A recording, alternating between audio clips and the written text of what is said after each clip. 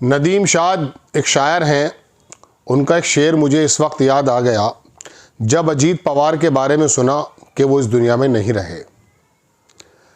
उन्होंने कहा कि रात दिन मुस्तकिल कोशिशें ज़िंदगी कैसे बेहतर बने। रात दिन मुस्तकिल कोशिशें ज़िंदगी कैसे बेहतर बने, इतने दुख ज़िंदगी के लिए और इसी का भरोसा नहीं। दोस्तों, आपको मालूम है कि एनसीपी के जो मुखिया हैं फ़िलहाल, वो एक प्लेन क्रैश में मारे गए। उनके साथ कई लोग और भी, उनका भी दुखद अंत हो गया। तरह तरह की बातें चल रही हैं। ममता बनर्जी ने कुछ सुरक्षा के मद्देनज़र अपनी आवाज़ों को उठाया, प्लेन क्रैश के पीछे कोई प्लानिंग की बात कही, लेकिन सबसे पहली बात तो यह है कि उनके परिवार पर या उनके कार्यकर्ताओं पर, उनके चाहने वालों पर एक ऐसा वज्रपात हो गया, इसमें कोई दो राय नहीं कि कुछ मामलों में वो सम्मिलित रहे, थोड़े से डिस्प्यूटेड भी रहे, लेकिन महाराष्ट्र की राजनीति के अंदर उठा पटक बिना अजीत पवार के संभव नहीं हो पाती। इतने ज़्यादा मामले हुए कि महाराष्ट्र में ऐसा लगने लगा कि महाराष्ट्र की राजनीति है या बॉलीवुड की कोई फिल्म। शरद पवार जैसे व्यक्ति को उस आदमी ने थोड़ा सा धता बताते हुए अपने चचा को पार्टी पर कैसे कब्जा किया, कैसे डिप्टी सीएम बने, कैसे कुछ हुआ, आपके सब सामने। लेकिन अब बहरहाल वो एक इतिहास की बात होने जा रही है। परिवार के साथ, उनके बच्चों के साथ, उनके कार्यकर्ता, उनके चाहने वालों के साथ हमारी संवेदनाएं हैं। बात यह है दोस्तों, आगे बढ़ जाना पड़ता है। अब वहाँ पर तरह तरह के कयास हो रहे हैं। सबसे पहली बात तो यह है कि आपने क्या कभी अभी फ़िलहाल सुना है साल 2 साल के अंदर कि कोई ऐसा केस हुआ हो विदेशों में कि बड़े बड़े मंत्री प्लेन क्रैश में मारे गए हों? हमारे यहाँ एक आम सी बात बन गई है। इसमें बहुत लोगों ने आवाज़ें उठाई हैं, हम नहीं उठा रहे। हम तो आपको सिर्फ ये बताना चाहते हैं कि इस प्रकार की चीज़ें आ रही हैं आप सामने धीरे धीरे। आप देखेंगे दोस्तों, ये मैं एक छोटा सा वीडियो दिखा रहा हूँ आपको, जिसमें कुछ दिन पहले अजीत पवार जो है वो ओल्ड फैक्शन यानी कि अपने चचा की जो पार्टी है एनसीपी पूर्व, उसमें शामिल होने जा रहे थे। ये ममता बनर्जी का कहना है, बट उससे पहले एक्सीडेंट हो जाता है। Investigation into being conducted under the supervision of the supreme court. Mamata Banerjee का ये कहना है कि सुप्रीम कोर्ट के अंतर्गत एक जांच होनी चाहिए कि जो आदमी अपनी पार्टी का विलय उसी पार्टी में करने जा रहा हो जहां से वो आया था। ममता बनर्जी का कहना है, और इसमें भी कोई दो राय नहीं कि चचा भतीजे बहुत करीब नज़र आ रहे थे, बल्कि कुछ पत्रकारों का तो कहना था कि बस औपचारिकता बची थी, दोनों एक साथ शामिल होने वाले थे। ऐसे में उनका एक्सीडेंट हो जाना सवाल उठता है। छोटा सा ममता बनर्जी का वीडियो देख लीजिए आप, 1 मिनट का वीडियो है, ये देखें आप। Of Ajit Pawar, Deputy Chief Minister, he died today morning in a plane crash.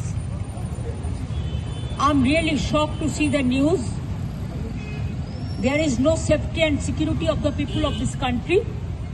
Even the political leaders, I do not know what is the fate of the opposition political parties, but he was very much with the ruling party. But before few days ago, I came to know that from social network that somebody from other party, they gave a statement that Ajit Pawar is willing to leave the BJP. And now what happened today, I need proper investigation under the supervision of Supreme Court. Only we have the trust on Supreme Court, no other agency. All the agencies are being totally purchased. And really it's a great loss for the country. Maybe he's from the opposition. Now he's from the opposition. But tomorrow he's supposed to join the original force of their party. My condolences to the family, Maharashtrian। ये आपने देख लिया दोस्तों। अब बात ये है, एक दो चीज़ें मैं और दिखाता हूँ, फिर मैं थोड़ा सा एनसीपी और महाराष्ट्र की राजनीति के बारे में आपसे बात करूँगा। ये जो मैं आपको दिखा रहा हूँ, ये आवेश तिवारी हैं, एक बड़े पत्रकार हैं। इन्होंने लिखा है कि अजीत दाता जो हैं वो जा चुके हैं एयरक्राफ्ट के क्रैश में, और उन्होंने कहा मैं सिर्फ अकेला ऐसा व्यक्ति हूँ जो इन्वेस्टिगेशन की बात कर रहा हूँ। लारजेट, ये लारजेट कंपनी का जो है जेट था 24x R, जो उनकी लाइफ को लेकर चला गया।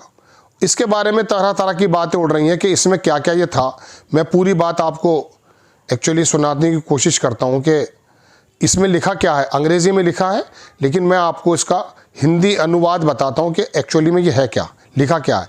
इसमें लिखा उन्होंने, आवेश तिवारी ने, कि ये जो कंपनी है, ये अजीत दादा की उस विमान की दुर्घटना में मौत हो गई और मैं उसी प्लेन की जांच कर रहा था जब लारजेट 40x-R प्लेन से उनकी जांच गई। वो सिर्फ 2 साल पहले सितंबर 2023 में मुंबई एयरपोर्ट पर एक गंभीर दुर्घटना का शिकार हुआ था। यही विमान एक बार हो चुका है। उस घटना में 3 लोग घायल हुए थे, उसकी रिपोर्ट नीचे दी गई है। इतनी सारी कमियों वाले इस सीरीज को फिर से उड़ाने की इजाज़त कैसे दी गई, इसे किसने मंजूरी दी, DGCA क्या कर रहा था। जो जानकारी मैंने इकट्ठा की है उसके अनुसार इस विमान की मालिक ऑपरेटर VSR वेंचर्स का पुराना रिकॉर्ड है कि वो VVIP ड्यूटी के लिए पुराने कबाड़ जैसे प्लेन इस्तेमाल करती है। इस कंपनी का रिकॉर्ड है। उनका ऑफिस महिपालपुर दिल्ली में है। मैंने कई बार कॉल किया लेकिन ना तो मालिक कैप्टन रोहित सिंह अपना मोबाइल उठा रहे हैं और ना ही ऑफिस से कोई फ़ोन उठा रहा है। अजीत दादा की मौत की ठीक से जांच होना बहुत ज़रूरी है। ये मैं लिख लेता हूँ, स्क्रीनशॉट रख लेता हूँ ताकि आपको पता चले। जाहिर सी बात है, एक के बाद ये काम चल रहा है। ये पूरा वो जो है एक पेज है जिसके अंदर इन्वेस्टिगेशन का मामला लिखा हुआ है, आप देख सकते हैं। कुछ चीज़ें मैं और दिखाऊंगा आपको, अभी आप मेरे साथ कुछ देर बने रहिए। उसके बाद फिर हम थोड़ा सा बात करेंगे इस घटना से क्या क्या चीज़ें पैदा हो सकती हैं। ममता बनर्जी का एक और वो आया है, उन्होंने कहा कि अजीत पवार का जो क्रैश है, Mamata Banerjee, nobody is secure, कोई सिक्योर नहीं है। Supreme court monitored power investigation required. Supreme court को ये पावर है कि वो जो है इसको देखे, क्योंकि ये वाकई बड़ा सोचने का विषय है कि आखिर होता क्या जा रहा है। बहरहाल दोस्तों, ये तमाम खबरें, 1-2 चीज़ें मैं और दिखा देता हूँ आपको। अब ज़रा सा शरद पवार की इस पार्टी का क्या होगा, अजीत पवार कहाँ जाएंगे, ये तमाम चीज़ें आपके सामने रखनी ज़रूरी हैं। एक साहब हैं सचिन गुप्ता, उन्होंने लिखा कि दिल्ली जयपुर पहुंची एयर इंडिया की फ़्लाइट AI 1719 की लैंडिंग फेल हुई। विमान, ये भी ताज़ा खबर है, विमान रनवे को टच करते हुए वापस उड़ गया। 10 मिनट बाद दूसरे प्रयास में विमान की सफल लैंडिंग हुई। इस विमान में कांग्रेस के प्रदेश प्रभारी सुखजिंदर सिंह रंधावा सहित 135 यात्री सवार थे। सुरक्षित है। लेकिन अब सचिन गुप्ता ने लिखा है, ये मैं आपको बता ही चुका हूँ कि कुछ दिनों पहले अजीत पवार अपने गुट में लौटने वाले थे। लुटियंस मीडिया लिखती है, उससे पहले यह दुर्घटना घट गई। सुप्रीम कोर्ट की निगरानी, इसकी जांच हो। एक साहब हैं पत्रकार, उन्होंने लिखा कि विजय रूपानी भी इसी तरह गए थे, अजीत पवार भी चले गए। एक गैर जिम्मेदाराना देश में हादसे यही बताते हैं कि जो आया है वो जाएगा। सत्ता, कारपोरेट्स और दलाली से भरी महाराष्ट्र की सियासत में ऐसे हादसे चौंकाते नहीं हैं। अलविदा अजीत पवार। ये तमाम चीज़ें मैंने आपको और बाकी बताई दी हैं दोस्तों कि ममता बनर्जी भी कह रही। अब बात है कि ये पार्टी का होगा क्या। मैं आपको बता चुका हूं कि अजीत पवार और अपने चचा के बीच में जो डिस्टेंसेस थे वो धुल गए थे। अब बात यह है दोस्तों, शरद पवार की इस पार्टी, अजीत पवार की इस पार्टी को क्या बीजेपी अपनी तरफ उचक लेगी, या शिंदे पवार और ज़्यादा शिंदे अपनी पार्टी शिवसेना को लेकर के भारतीय जनता पार्टी को ब्लैकमेलिंग की स्थिति पर आ जाएंगे। चूंकि 41-40 MLA हैं, वो अगर शरद पवार के साथ चले जाते हैं, जिसकी संभावना थोड़ी कम है अभी, चूंकि उनकी बीवी में या उनके कुछ नेता भी ऐसे हैं, छगन भुजबल, अभी उनको ED की जांच मिली, क्लियर मिला है, उनको जो है मुक्ति मिली है। कई नेता और भी हैं, तो उम्मीद तो है नहीं कि हटेंगे। लेकिन शरद पवार हो सकता है अजीत पवार की वाइफ के मद्देनज़र उनको अपने साथ मिला लें और कहें कि आप सरकार चलाती रहें, NCP एक हो जाएगी। और वैसे भी उनकी बेटी जो सुप्रिया सुले हैं, वो केंद्र की राजनीति करती हैं।